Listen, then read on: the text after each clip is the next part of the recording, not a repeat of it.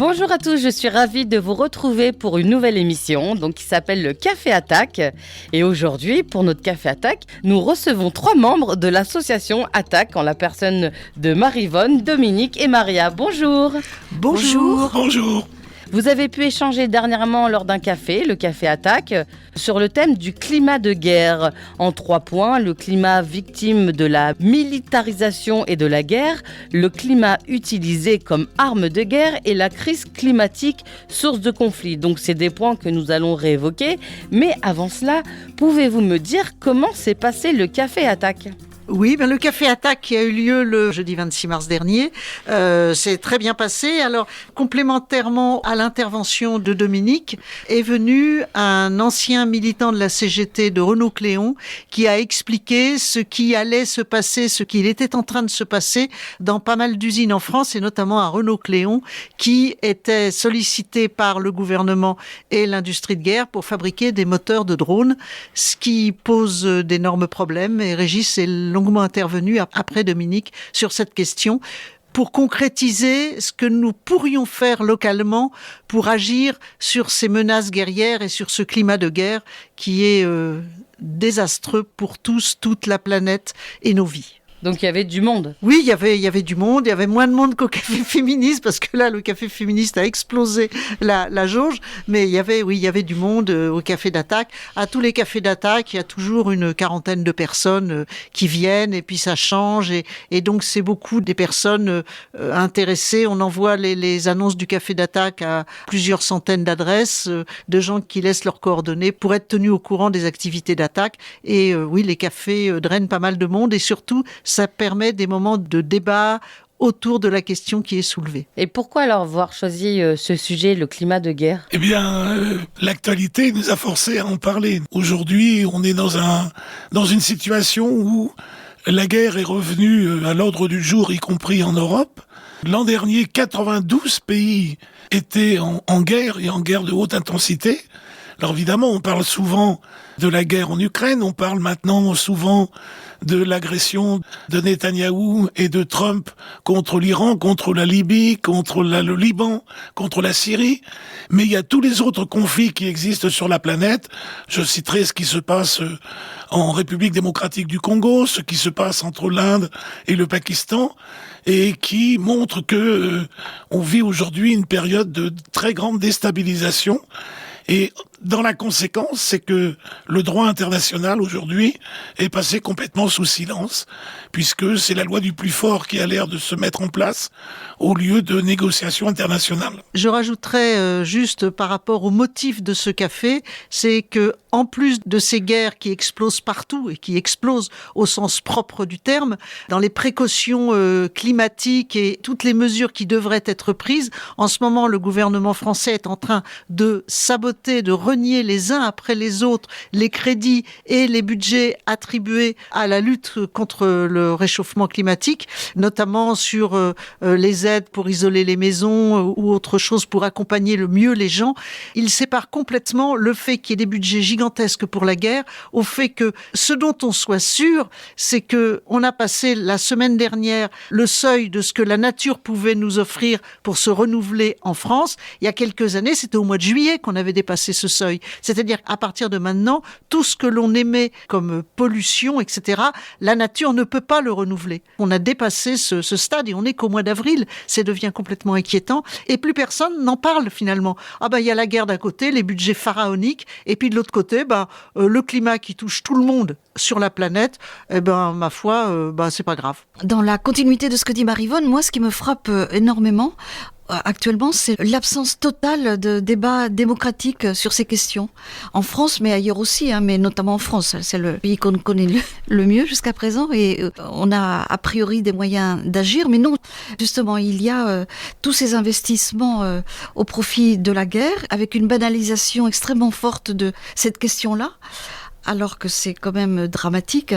Et puis, jamais, jamais, jamais aucun débat démocratique sur les décisions qui sont prises par le gouvernement, notamment le réarmement nucléaire, etc., mais pas seulement. Moi, c'est ça qui me frappe le plus aujourd'hui. Et c'est pourquoi ça paraissait particulièrement pertinent pour Attac de faire un café-débat sur ce sujet-là.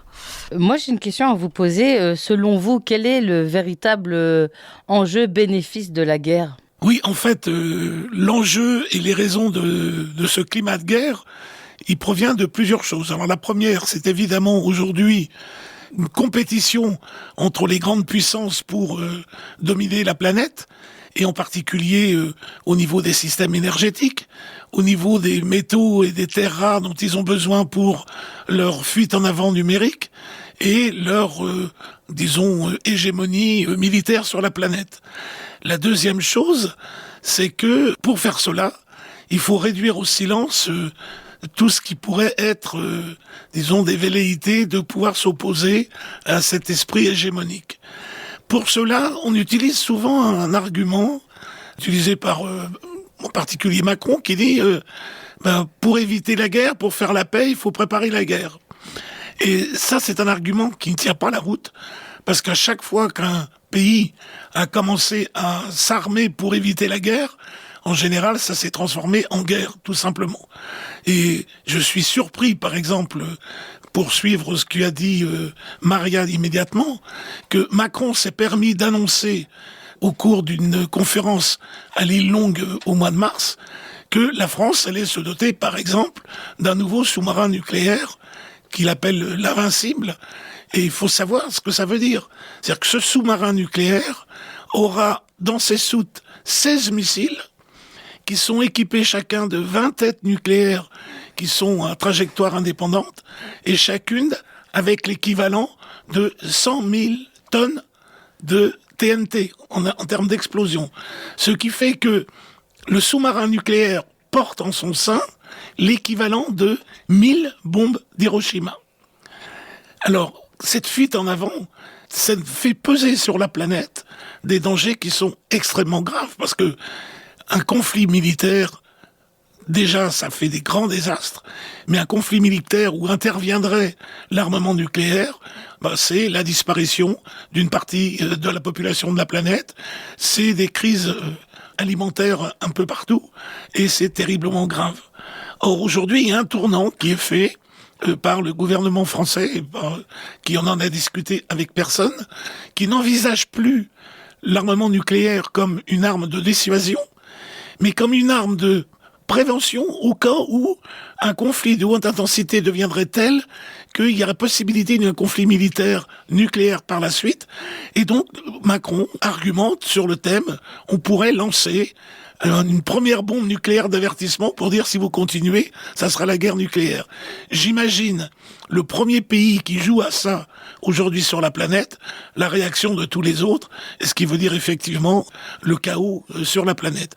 Or, ce chaos, il s'accompagne du chaos climatique qu'on connaît aujourd'hui.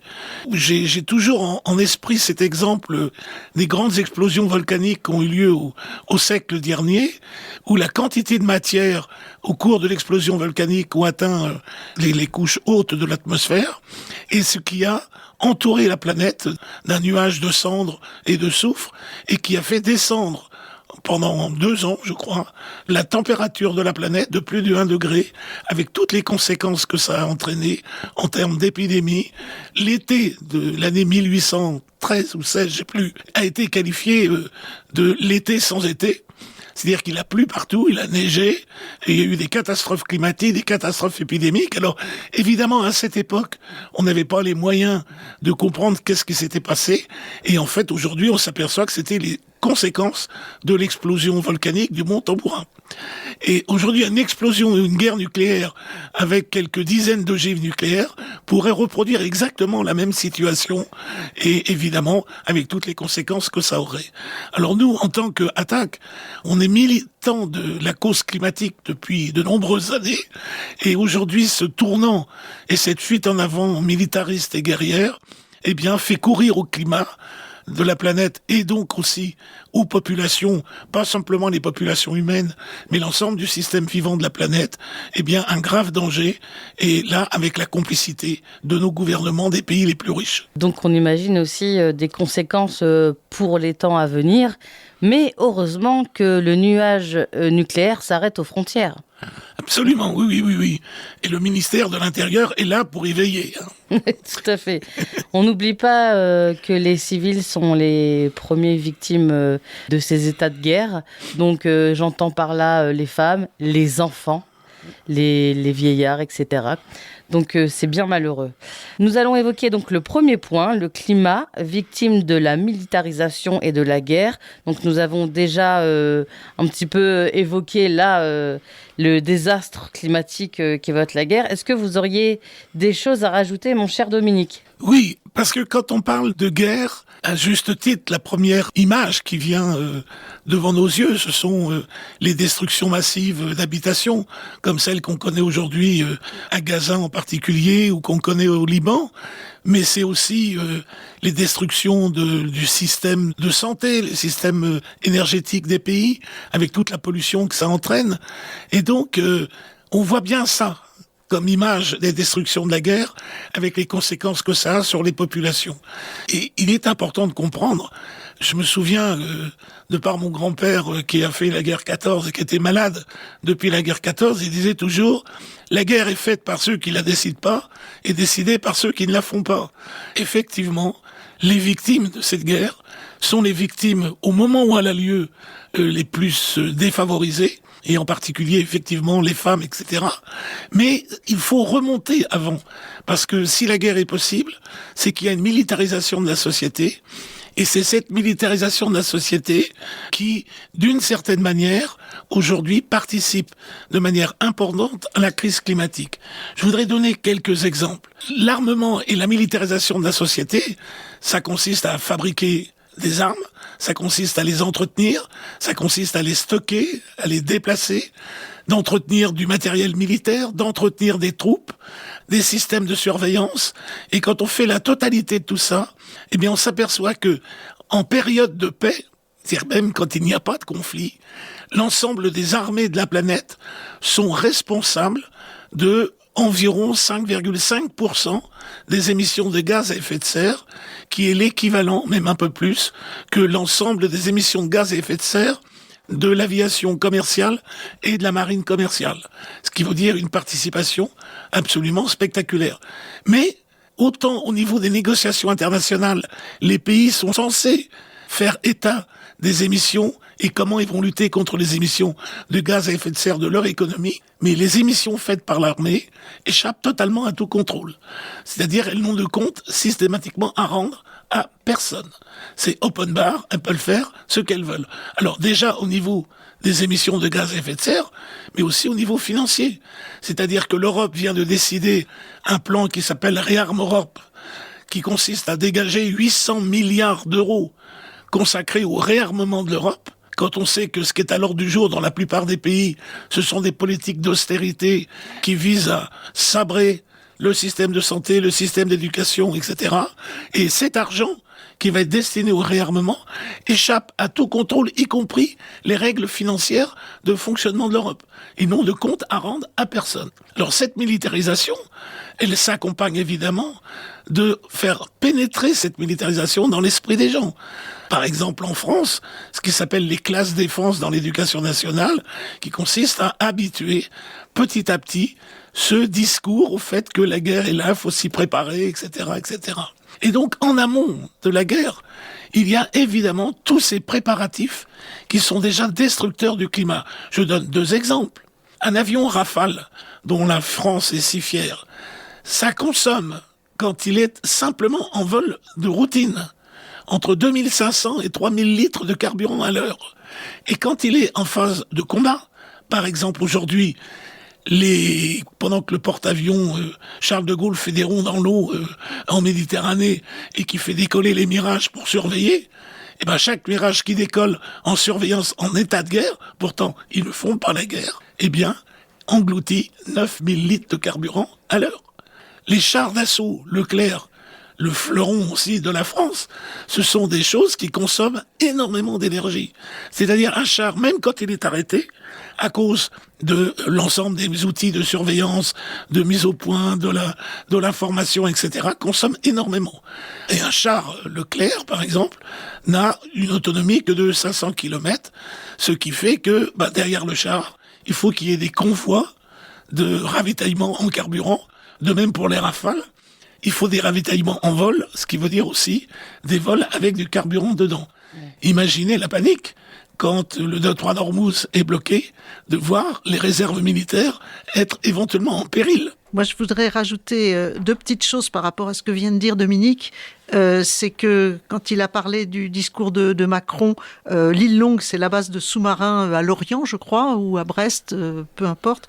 Ça échappe complètement au vote du budget qui est voté à l'Assemblée nationale. C'est-à-dire qu'on acte ce porte-avions ou ce sous-marin, les deux d'ailleurs, pour 2030. Voilà, on acte. Et donc, c'est acté dans le budget. Ce sera peut-être plus lui le président, mais il a le droit de le faire. Hors tout débat, hors toute discussion. Et puis, en ce qui concerne les classes défense, c'est-à-dire la militarisation de la société française, qui est particulièrement vive par rapport aux autres pays d'Europe. On a 12 000 classes défense aujourd'hui et 32 000 élèves. C'est aberrant. Et qu'est-ce que ces jeunes apprennent dans ces classes défense ? C'est les valeurs de la nation à défendre. C'est un endoctrinement. Oui, c'est de l'endoctrinement. On verrait ça dans un pays comme la Corée. On dirait, regardez comment... Mais c'est pas comme la Corée, c'est pas ce que je veux dire. Mais quand même, c'est un endoctrinement.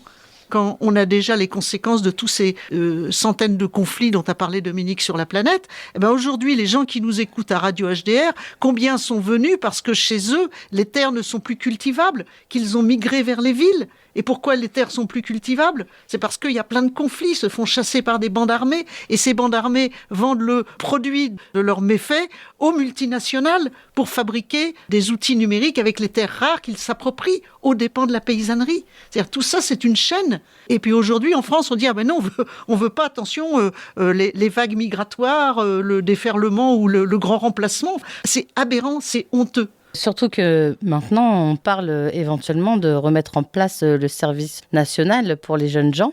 Et je crois que l'opinion publique serait plutôt favorable. C'est une question délicate au débat, parce que l'existence d'une armée de métier qui n'a aucun compte à rendre à la population, c'est déjà un grand danger pour la population. Et je me souviens, je ne veux pas jouer les vieux, mais de mon temps, comme on dit, il y avait un service obligatoire pour les jeunes. Enfin, les jeunes mecs, évidemment, pas les jeunes femmes. Eh bien, ce service obligatoire, c'était contradictoire, parce que, en même temps, c'était un outil de soumission et d'embrigadement de la jeunesse, mais en même temps, c'était un outil de déstabilisation de l'armée. J'ai participé personnellement à l'opération qui était une opération de signature d'un appel de 100 soldats qui réclamaient les droits démocratiques dans l'armée, qui nous a valu quelques ennuis quand même par rapport à la hiérarchie militaire, qui n'était pas habituée à ce genre de choses. Mais néanmoins, ça montrait que l'existence d'un contingent, qui était un contingent issu de la société, était aussi une garantie de ne pas voir les armes se retourner contre la population, comme ça s'est passé souvent. Donc du coup, c'est un débat qui est un débat contradictoire. Mais dans l'esprit de Macron, quand il veut réinstaurer un service militaire, c'est certainement pas dans l'esprit d'introduire, disons, des failles à l'intérieur de l'armée, mais de dompter et d'écraser la volonté et l'intellectuel de l'ensemble de la jeunesse. Le but des classes défense, c'est ça, entre autres. Et en particulier, ils choisiront les éléments les plus favorables à devenir eux-mêmes des gens complètement embrigadés par la suite. Bon, et puis il y a ce mythe de la guerre propre.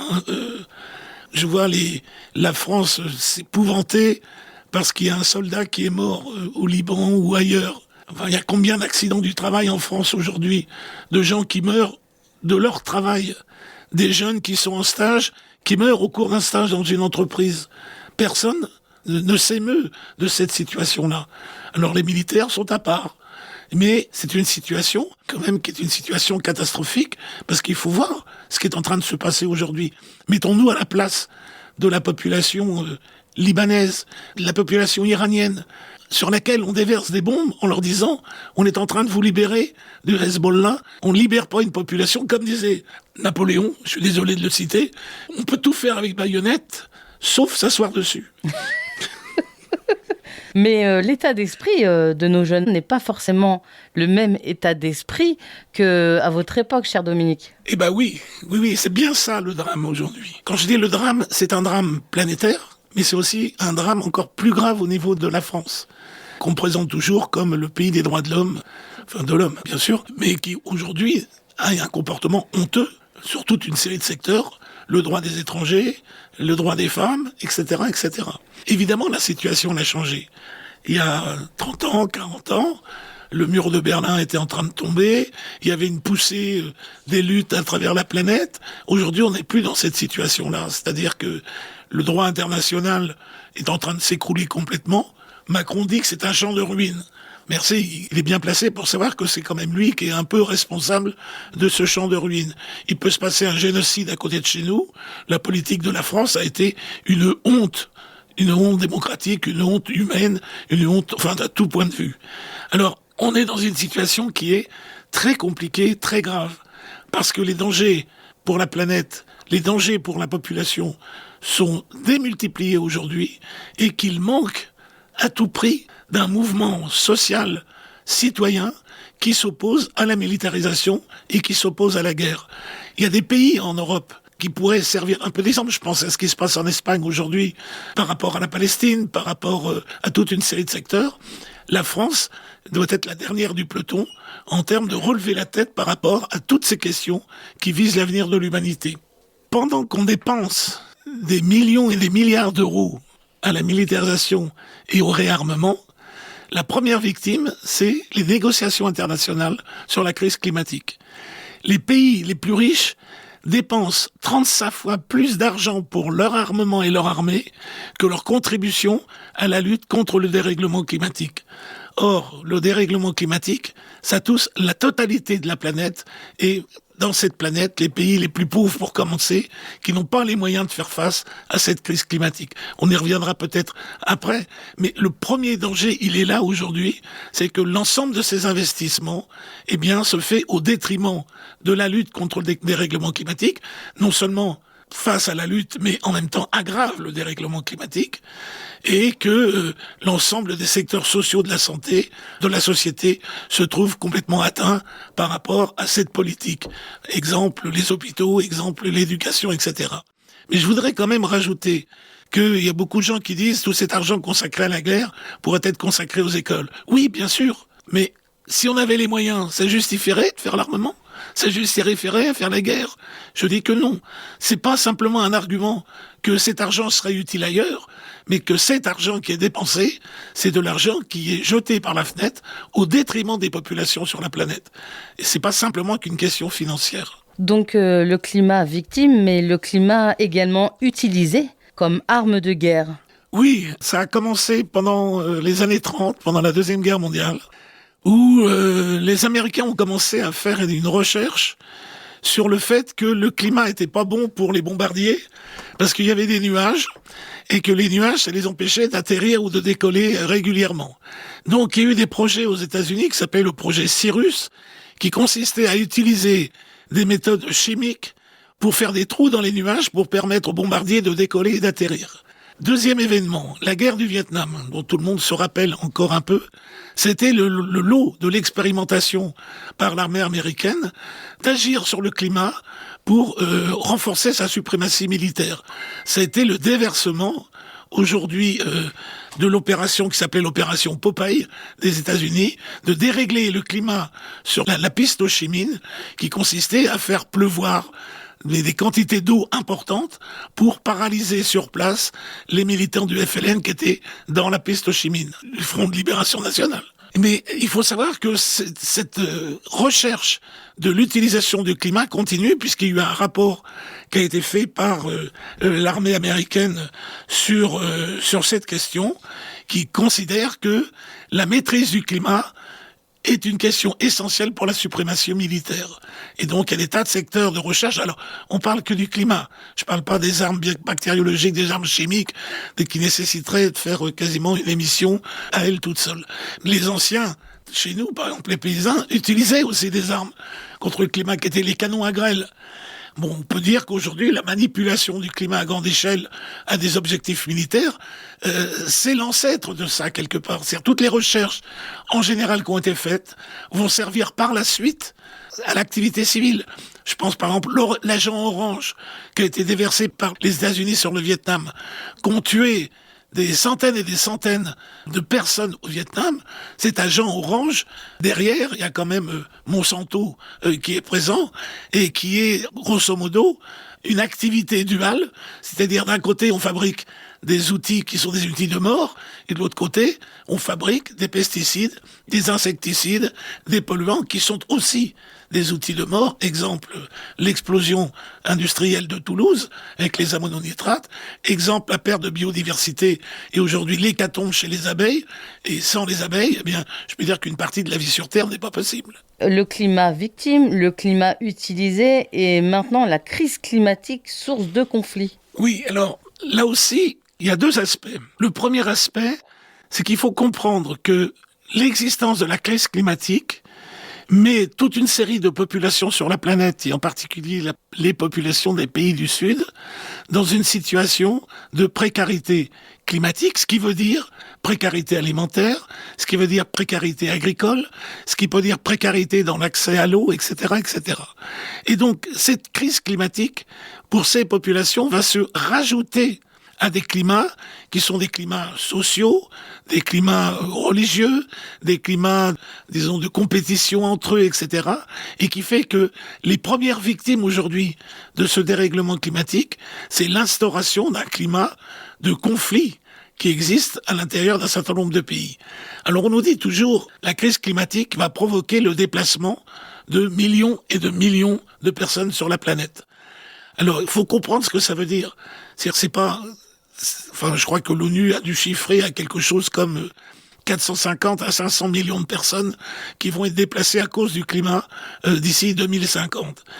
Mais il faut pas voir ça comme l'arrivée de ces 500 millions en Europe. Une partie vient en Europe. Mais qui peut se déplacer aujourd'hui quand ils sont victimes de la crise climatique? Un, c'est ceux qui ont les moyens. Deux, en général, ce sont des hommes et pas les femmes. Les femmes, elles restent au village, elles restent au pays, où elles sont obligées d'assumer à la fois la précarité alimentaire, la précarité de l'eau, l'éducation des enfants, s'occuper des vieux sur place, maintenir la vie sociale et surtout être victime de violences sexistes et sexuelles de la part des occupants, des bandes armées et y compris bien sûr des présences militaires officielles avec tous les camps de prostitution qui sont installés autour des bases militaires. Aujourd'hui, on peut dire que ne pas pouvoir se déplacer à cause du climat est tout aussi dangereux que le fait de se déplacer. Et quand on se déplace, en général on se déplace de manière relativement rapprochée, c'est-à-dire on va traverser la frontière ou on va se déplacer à l'intérieur du pays. Rappelons-nous, à l'origine de la crise syrienne des années 2010, il y a le déplacement des populations qui ne pouvaient plus vivre dans le désert à cause du climat vers les villes, et ce qui a accentué le climat d'opposition. Ces conséquences sont dramatiques parce que quand des gens déplacés arrivent, alors pour les femmes c'est encore plus dramatique parce que en général quand elles arrivent à se déplacer, à migrer, soit à l'intérieur du pays, soit dans un autre pays, en général c'est pour se rapprocher des villes. Et elles arrivent dans des villes où il n'y a rien prêt pour les accueillir, sauf évidemment les réseaux de prostitution, les réseaux de violences sexuelles, etc., etc. Mais je pense que Marie-Vonne et Maria auront quelque chose à dire là-dessus. Et je crois qu'on est obsédé parfois sur les questions des migrations, mais c'est pas les migrations qui arrivent chez nous. C'est d'abord les déplacements de population massive et surtout, faire attention à ceux qui ne peuvent pas se déplacer, et les femmes en premier lieu. Le développement des migrations massives aux grandes dames des personnes racistes? Oui, bien sûr. Et c'est l'argument qui est utilisé aujourd'hui. Alors, il y a l'argument intellectuel du racisme, il y a l'argument physique du racisme, et il y a les arguments officiels. Quand on regarde la Méditerranée, qui est devenue sans doute un des plus grands cimetières de la planète, où ce sont les armées officielles qui essayent de dresser un mur de barbelés, de je sais pas trop quoi, pour éviter justement cet afflux d'immigration. Je rajouterais que la France, qui est en plus un pays de militarisation et de vente d'armes, est aussi un pays qui est en voie aujourd'hui de fascisation profonde.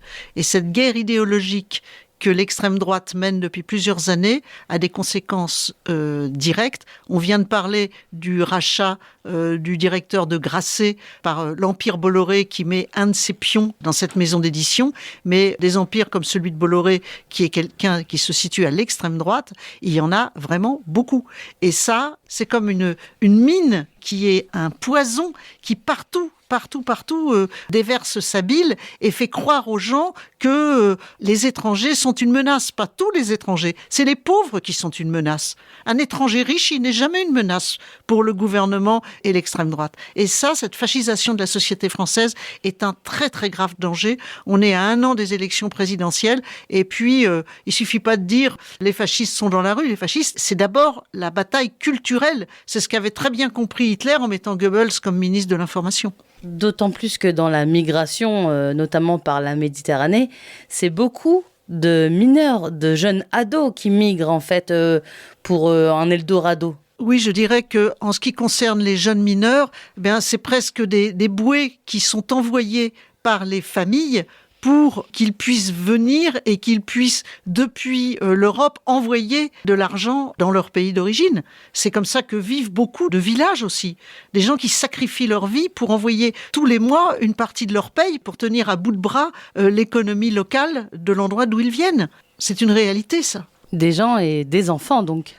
Oui, des enfants, oui. Et des enfants sacrifiés, en fait. C'est-à-dire qu'on n'hésite pas à sacrifier des générations et des générations d'enfants, alors que tout devrait être mis en œuvre, justement, pour en faire des adultes autonomes, épanouis, citoyens. Et là, c'est tout le contraire. Et c'est gravissime. C'est extrêmement grave, parce que c'est vraiment une question humanitaire très, très importante.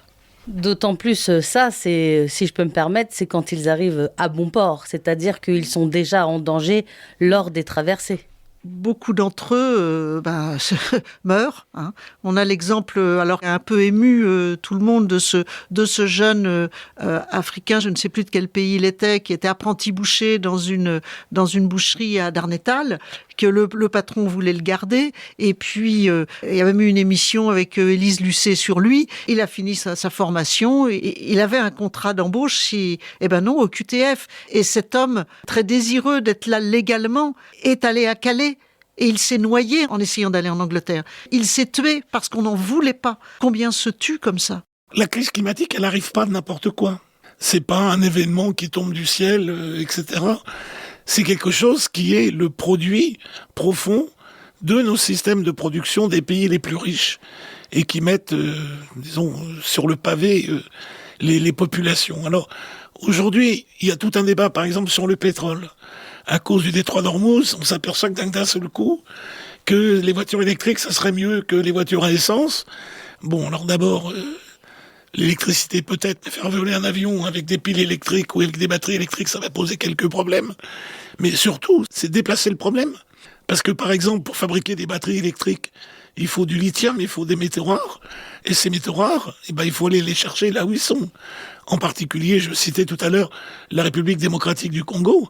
Aujourd'hui, il y a un climat qui fait des centaines et des centaines de milliers de victimes, en particulier les enfants et les femmes, pour l'extraction sauvage du lithium ou du minerai dans les mines, en particulier le coltan, qui sert dans nos téléphones portables. Ce qui serait bon, c'est que les gens s'aperçoivent que quand ils ont leur téléphone à la main, c'est du sang de Congolais qui coule de ce téléphone. Et ça se fait avec la complicité complète des multinationales qui, sous couvert du trafic du coltan par le Rwanda voisin, achètent le coltan au Rwanda, et ce qui n'empêche pas l'Europe de se doter d'une aura en organisant la Coupe du Monde de vélo au Rwanda. Il y a le côté court, il y a le côté jardin dans cette affaire-là. Et donc l'électrification, si ça entraîne une situation qui est du même nature que celle du pétrole, c'est pas la solution. Comme disaient la plupart des gens qui militent sur le climat, l'énergie la moins chère, c'est celle qu'on consomme pas. Et donc ça veut dire qu'effectivement, il va falloir changer un peu nos modes de fonctionnement. Et là, on a fait toujours l'horreur de on va revenir à l'âge de la bougie. Mais non, c'est au contraire pour vivre mieux.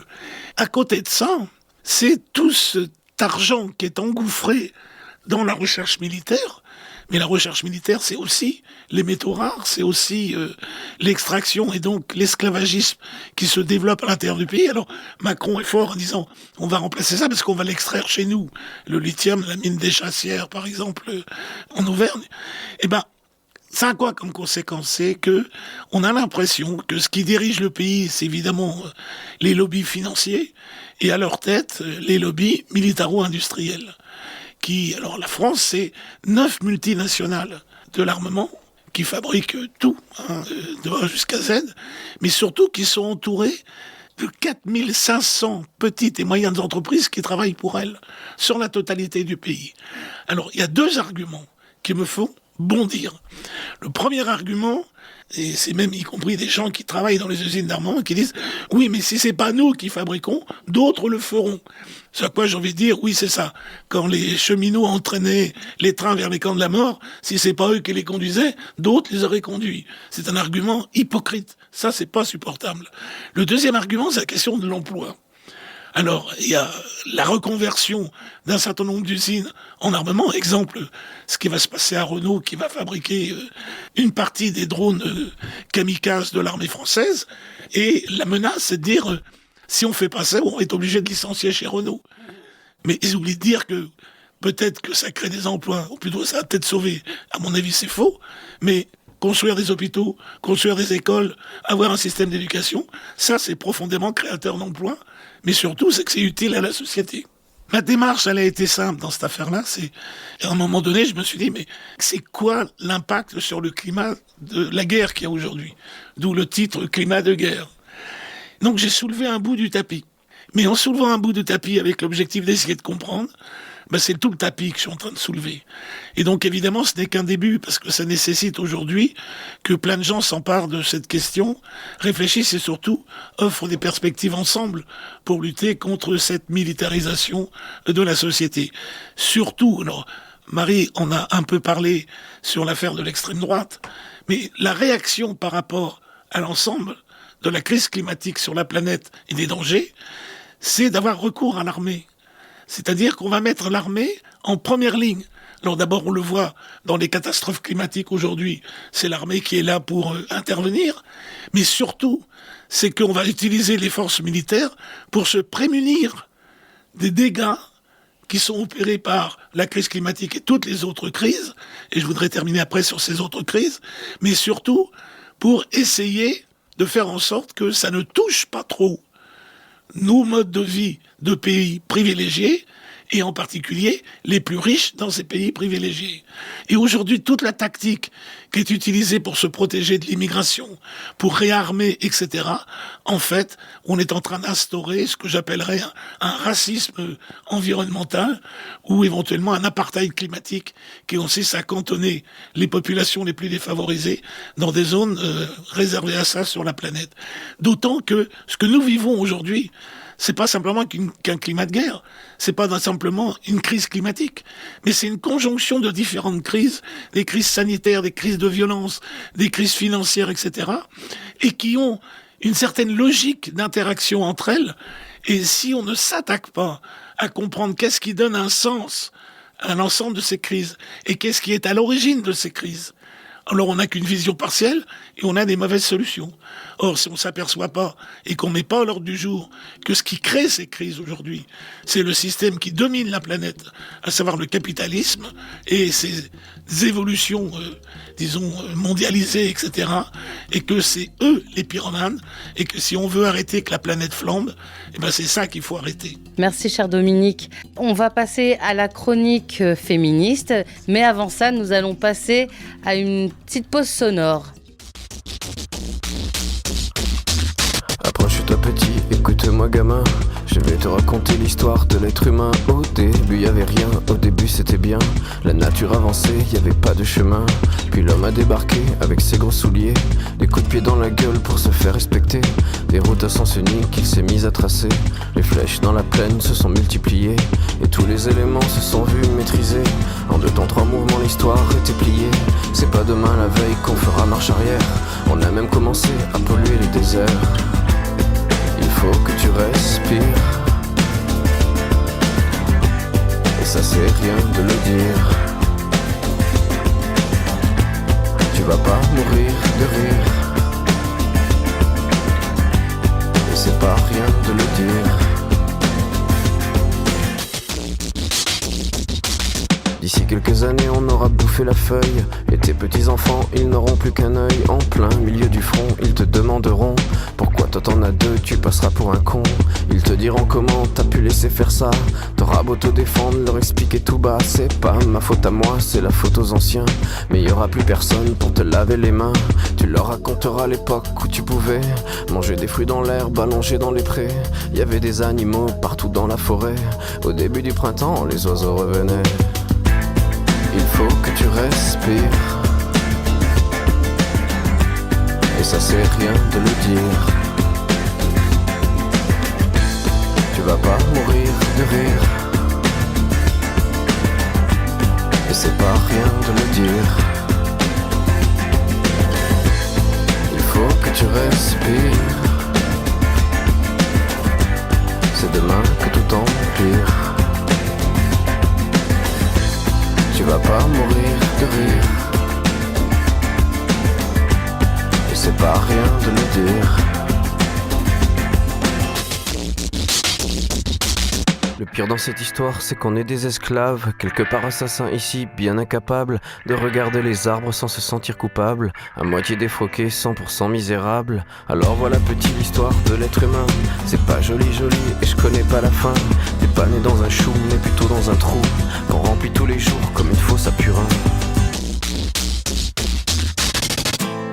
Il faut que tu respires. Et ça c'est rien de le dire. Tu vas pas mourir de rire. Et c'est pas rien de le dire. Il faut que tu respires. C'est demain que tout empire. Tu vas pas mourir de rire. Et ça c'est rien de le dire.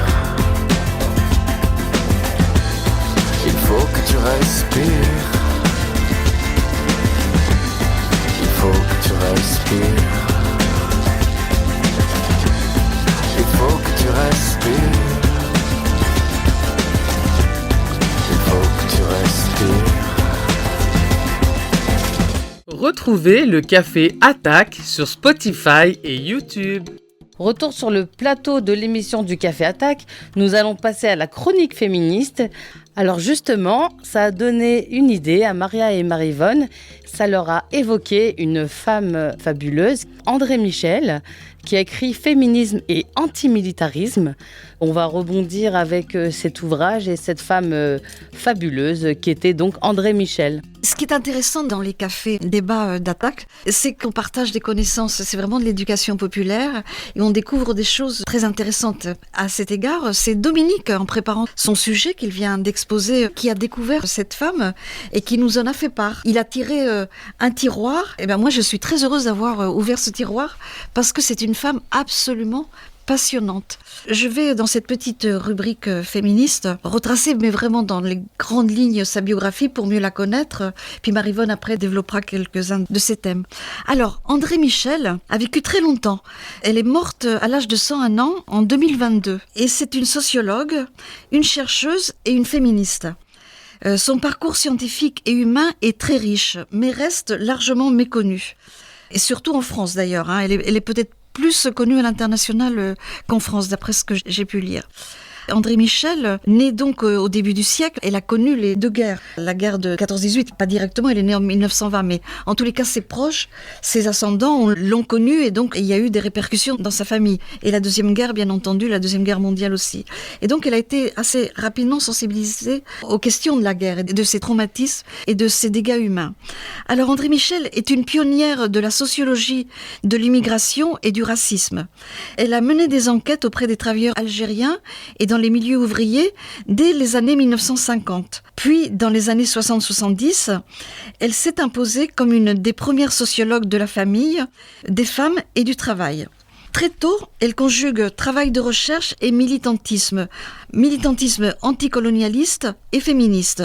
Dans les années 60, elle milite activement au planning familial et pendant la guerre de libération en Algérie, elle sera porteuse de valises. Elle s'est toujours méfiée du milieu intellectuel parisien, préférant vivre là où ses recherches l'amènent. Ainsi, très tôt, elle s'est installée à Montreuil et elle signera l'une des premières recherches en sociologie sur les conditions de travail et de logement des ouvriers algériens. Son engagement féministe, je l'ai dit, remonte aux années 60 et n'a jamais cessé tout au long de sa vie. Je rappelle qu'elle est l'autrice d'un Que sais-je sur le féminisme paru en 1972 et traduit en 6 langues. Mais dans le paysage du militantisme féministe, la singularité d'André Michel réside dans le lien qu'elle fait entre féminisme et antimilitarisme. À partir des années 80, elle milite directement contre la guerre dans le réseau Résistance internationale des femmes. À la fin des 1990, elle participe au voyage de l'Ibn Khaldoun, un bateau affrété par le Front des femmes arabes pour la paix. Comme la flottille pour Gaza 20 ans plus tard, ce bateau parti d'Alger, en plus de sa mission pour la paix, avait récolté nourriture et médicaments pour les enfants irakiens et koweïtiens. Lors de la première guerre du Golfe, puis de la guerre en ex-Yougoslavie, André Michel sera très active dans différentes luttes antimilitaristes qui la conduiront, notamment en Colombie, où elle s'intéresse de près aux activités de la plus grande coalition féministe antimilitariste du continent, la Ruta Pacífica de las Mujeres, la route pacifique des femmes. Quel accent! Ces analyses suscitent autant l'intérêt des universitaires que des militantes féministes, mais pas celui de ses collègues masculins qui considèrent la question de la militarisation comme leur chasse gardée. Dans ses travaux, André Michel analyse méticuleusement les données. Ainsi, elle mettra à jour le concept du système militaro-industriel, dont Dominique a largement tout à l'heure. Pour dire quoi? Quel pays produit quoi? Quel gouvernement dépense combien en armes? Qui choisit d'acheter ou de vendre plutôt des missiles que des hôpitaux, de rémunérer des soldats et d'imprimer des manuels de torture plutôt que de former des instituteurs et de développer des bibliothèques, car là se jouent véritablement les choix décisifs.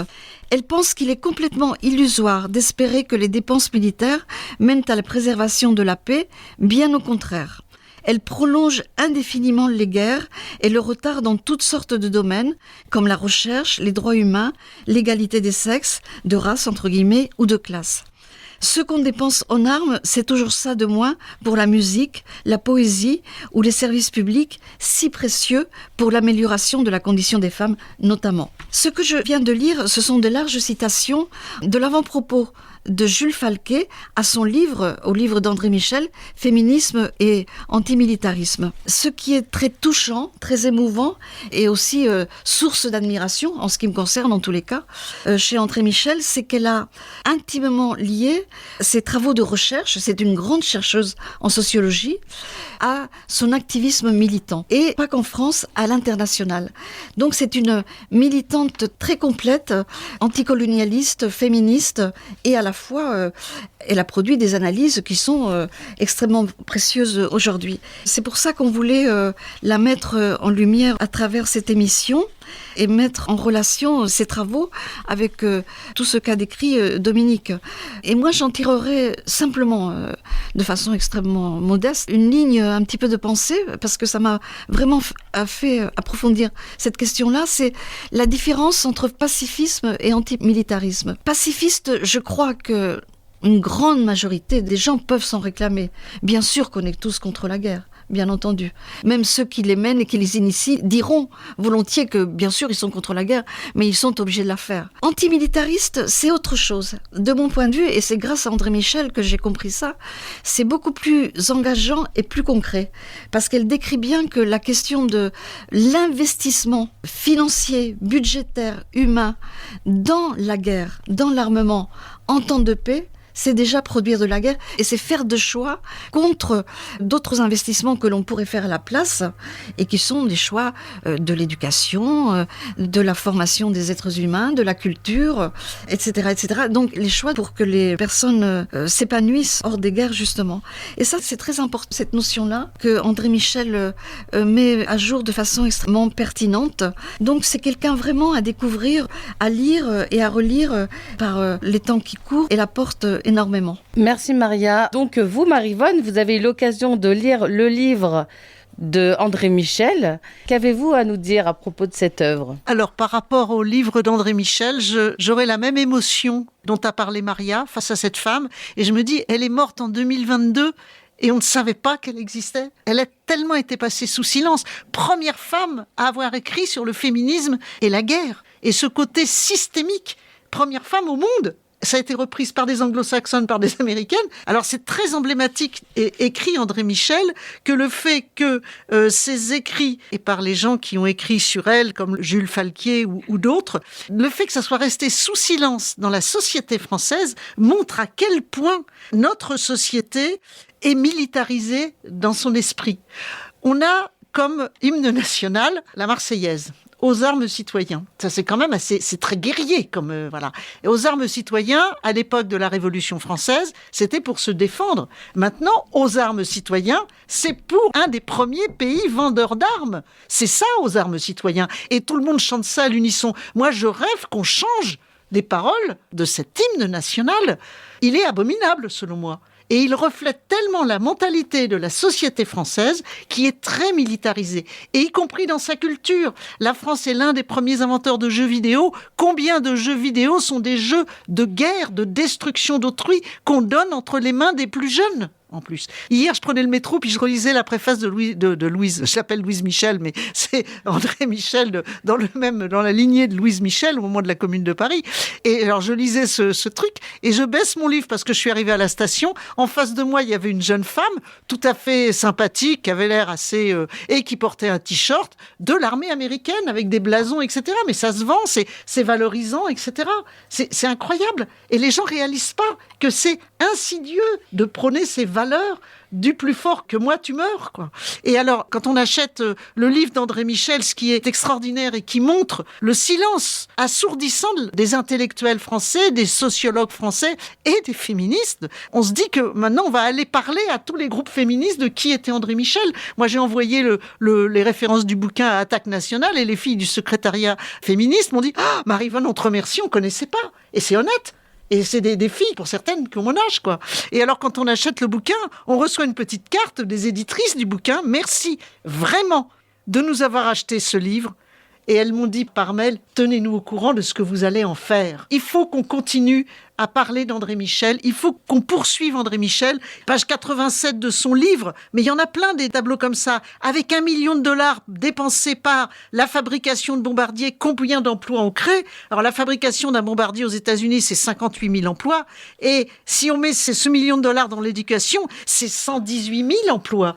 C'est-à-dire que l'industrie de guerre n'est pas productrice d'emplois, elle est destructrice d'emplois. Et alors, le truc qui est vraiment exemplaire, dont on a peu parlé, parce que ce n'est pas le propos de Dominique d'en parler, c'est comment elle a parlé de la prostitution qui est structurelle à la guerre. Mais structurelle, puisqu'elle parle des Old Boy Network, c'est-à-dire les gériatres blancs, très riches, qui dirigent cette industrie d'armement. Ces consortiums militaro-industriels qui, un coup sont ministres, deuxième coup retournent dans l'industrie, il suffit de voir les jeux des chaises musicales. Ce sont les mêmes. Et ces vieux mecs, ils savent très bien que quand il y a des conflits, de l'armée de métier, au Tchad pour la France, pour pas la nommer, ou au Vietnam pour les États-Unis, ils savent bien qu'ils envoient des hommes jeunes. Et pour compenser la trouille de ces hommes jeunes, on crée massivement des bordels. Le bordel de guerre accompagne toutes les bases militaires en temps de paix, en temps de guerre. Et alors là, moi, je vais vous dire un truc sur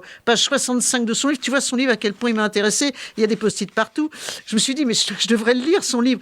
Au début de la guerre du Vietnam, au moment du débarquement américain en 65, la ville de Saïgon comprenait 400 000 personnes. Elle en comptait plus de 4 millions au moment du départ des Américains en 1973. Sur ces 4 millions, on recensait 400 000 prostituées. 400 000 prostituées, l'équivalent de la ville de Saïgon quand ils sont arrivés. Et c'est systémique. Ça fait partie du système guerrier. Les bordels de guerre, les champs de guerre, la virilité, la masculinité, dirait Trump, voilà. Ça fait partie de toute cette idéologie de guerre, en temps de guerre, en temps de paix, parce qu'il faut bien que ces jeunes hommes qui sont dans la force de l'âge, entre guillemets, eh bien, compensent leur trouille, et je la comprends, leur trouille, d'avoir une arme entre les mains. Et cette arme, c'est leur sexe vis-à-vis des femmes.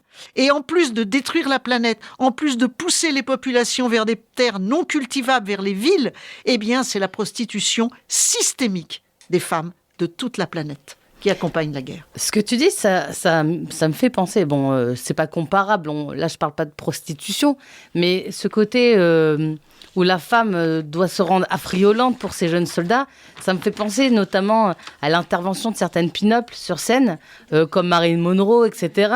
Donc la femme, oui, doit se montrer désirable, doit exciter ces soldats pour leur bien-être, pour leur faire plaisir. Pour leur faire oublier un court moment la compensation, le repos du guerrier. C'est terrible.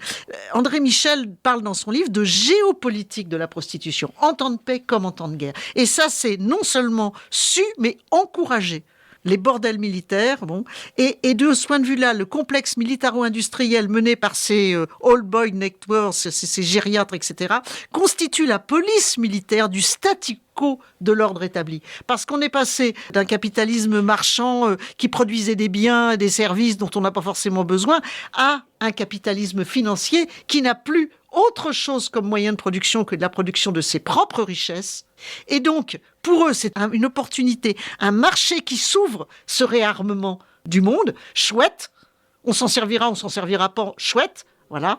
Et ce réarmement du monde, faut pas oublier que Macron, il y a quelques mois, a parlé du réarmement des ventres. Est-ce que ça a suscité des millions de personnes, femmes dans la rue ? Même pas. Réarmement des ventres. Moi, je suis désolée, des enfants sur la planète, il y en a plein. C'est pas les ventres, c'est les ventres d'enfants blancs ici qu'il faut pour assurer quoi ? Pour assurer quoi ? Des soldats ? Pour quel monde ? Pour un monde désirable, il faut un monde qui, comme dit André Michel, soit un monde de paix, de sécurité, de poésie, d'éducation, de culture, d'hôpitaux, d'endroits où on se sent bien. Et c'est ça qu'il faut, et c'est ça qui va avec l'accompagnement de la biodiversité. Alors André Michel parle pas trop de la crise climatique, elle est morte en 2022 et son ouvrage est de 2012, mais elle parle quand même de la destruction du vivant. Et cette femme, c'est une femme qui pour moi est une... j'aime pas les idoles, mais c'est une femme d'une honnêteté, d'une probité, mais extraordinaire et modeste, oui. Parce que l'hôtel meublé dans lequel elle a vécu, depuis 1950, elle y est restée jusque la dernière année de sa vie. Elle pouvait plus tenir chez elle dans ce petit hôtel meublé où elle était avec les gens qu'elle a toujours défendu et qu'elle a toujours étudié. Sa dernière année, elle est partie en maison de retraite en région parisienne. Qui, comme directrice du CNRS, vit dans un meublé à Montreuil, et elle n'a rien demandé. Elle n'a pas demandé à être emblématique ni saluez-moi. Mais le fait qu'elle soit restée confidentielle, ça, il faut qu'on y mette un terme. Et ça, je dois dire que Maria et moi, on est bien décidés à vouloir y mettre un terme. Et on remercie HDR de nous avoir invités pour parler de cette femme remarquable. On rappelle l'œuvre et la vie d'André Michel. Le titre du livre est Féminisme et antimilitarisme. Est-ce que vous savez si elle a écrit d'autres livres ? Oui, elle a écrit des articles. Elle a contribué à d'autres livres avec des féministes, souvent anglo-saxonnes.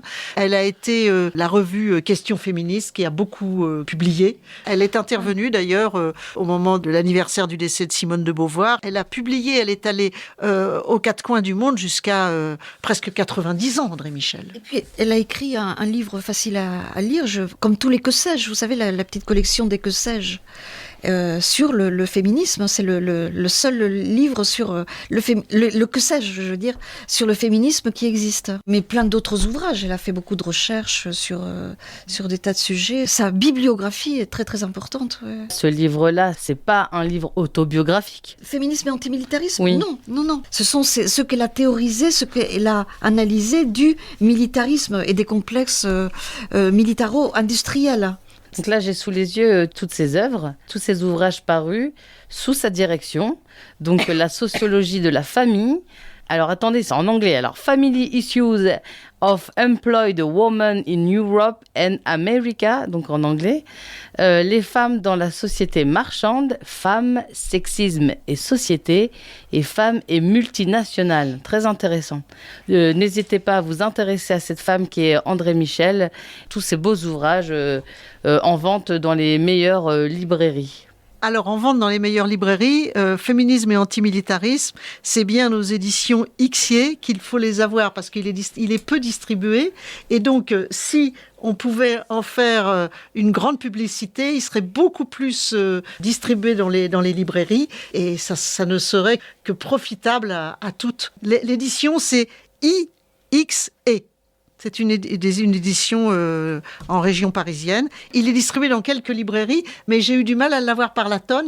À Rouen, il a fallu que j'aille directement sur leur site et elles me l'ont envoyé, il n'y a pas de problème. Mais justement, on pourrait faire en sorte que puisse être largement distribué. Il faut sortir André Michel de la confidentialité dans laquelle on l'a enfermé.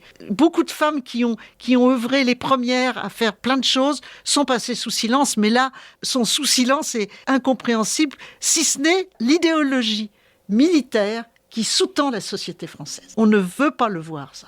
Chers auditeurs, notre émission se conclut lentement, mais avant, j'invite mes invités à émettre une petite phrase de conclusion. C'est difficile de conclure. Simplement qu'on a ouvert une porte là et qu'on n'est pas prêt de la refermer.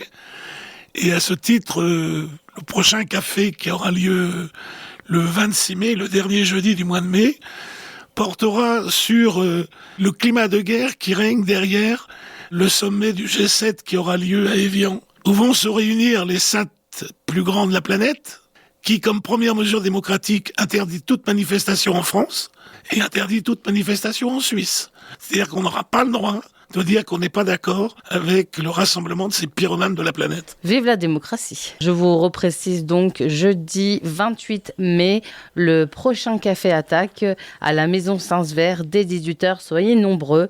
Maryvonne, auriez-vous une petite conclusion à nous soumettre ? La conclusion, c'est un petit peu ce que j'ai dit tout à l'heure, c'est-à-dire faire connaître les écrits d'André Michel et surtout leur donner corps, c'est-à-dire nous les approprier.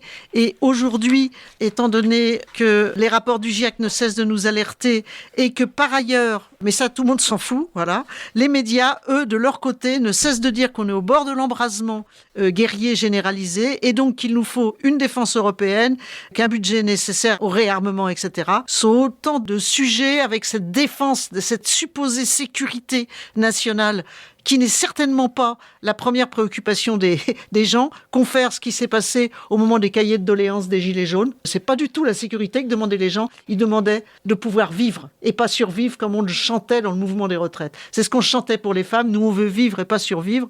Eh bien c'est ça dont il s'agit. L'idéologie guerrière est vraiment aux manœuvres et elle est aux manœuvres médiatiques. Et malheureusement, ça fait des dégâts dans la tête des gens. Je n'ai pas grand-chose à rajouter en termes de conclusion, simplement rappeler l'actualité profonde de André Michel, sociologue féministe, antimilitariste et antiraciste. Merci à vous trois, j'étais ravie de vous avoir pour cette émission passionnante. On se retrouve pour une nouvelle émission du Café Attaque à l'issue donc de ce Café Attaque qui aura lieu le jeudi 28 mai. Je vous remercie pour votre écoute. Je vous souhaite une bonne fin de journée sur nos ondes et à très bientôt. Au revoir et à bientôt au prochain Café d'Attaque donc. Oui, au revoir et puis merci à HDR. Oui, un grand merci à votre radio parce que quand on parle des médias, vous êtes vraiment à part.